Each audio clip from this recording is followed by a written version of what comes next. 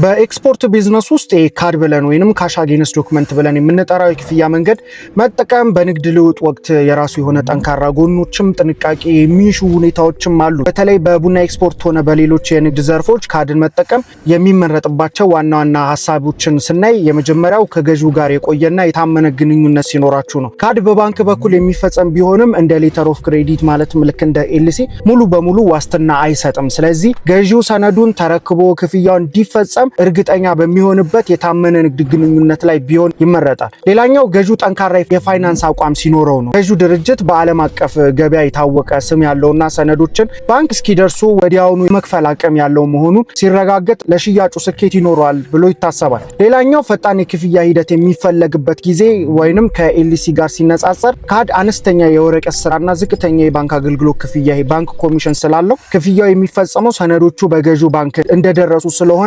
ሂደቱን ፈጣን እንዲሆን ያደርገዋል። ሌላኛው በሀገር ውስጥ መመሪያ ሲፈቀድ በኢትዮጵያ የውጭ ንግድ ህግ መሰረት የተወሰኑ ምርቶች ለምሳሌ እንደ ቡና ያሉ በካድ እንዲላኩ ብሔራዊ ባንክ የሚፈቅድባቸው የራሳቸው መመሪያዎች አሏቸው። እነዚህ መመሪያዎችን ተከትሎ መጠቀም ተገቢ ነው። ለጥንቃቄ ያክል የመቀበል ስጋት ወይንም ይሄ ሪስክ ኦፍ ነን አክሰፕታንስን ስናይ ገዢው በሆነ ምክንያት ለምሳሌ የገበያ ዋጋ ቢቀንስ ሰነዶቹን አልቀበልም ቢል ምርቱ ወደብ ላይ ሊንገላታ ይችላል። ኢንኮተርሙንም ከካድ ጋር እንደ ሲአይኤፍ ወይንም እንደ ሲኤፍአር ምናምን ያሉ የሽያጭ ውሎችን መጠቀም የተለመደ ነው። ይህም ሻጩ ምርቱን እስከ መዳረሻ ወደብ የማድረስ ኃላፊነት እንዲወስድ ያደርገዋል። ለማጠቃለል ያክል ካድን መጠቀም ጥሩ የሚሆነው የገዢውን ታማኝነት ሲያውቁ፣ የወረቀት ስራን ለመቀነስ ሲፈልጉና በሀገሪቱ ኤክስፖርት መመሪያ መሰረት ተቀባይነት ሲኖረው ነው። ለማንኛውም አፕሪል 6 ወይንም የፊታችን መጋቢት 28 ማለት ከቀናት በኋላ ኦንላይን ላይ የምንጀምረው ኤክስፖርት ክላስ አለ። ከረጅም ጊዜ በኋላ ነው ይሄ ኮርስ የተዘጋጀው። የተወሰነ ሰው ብቻ ነው የምንወስደው።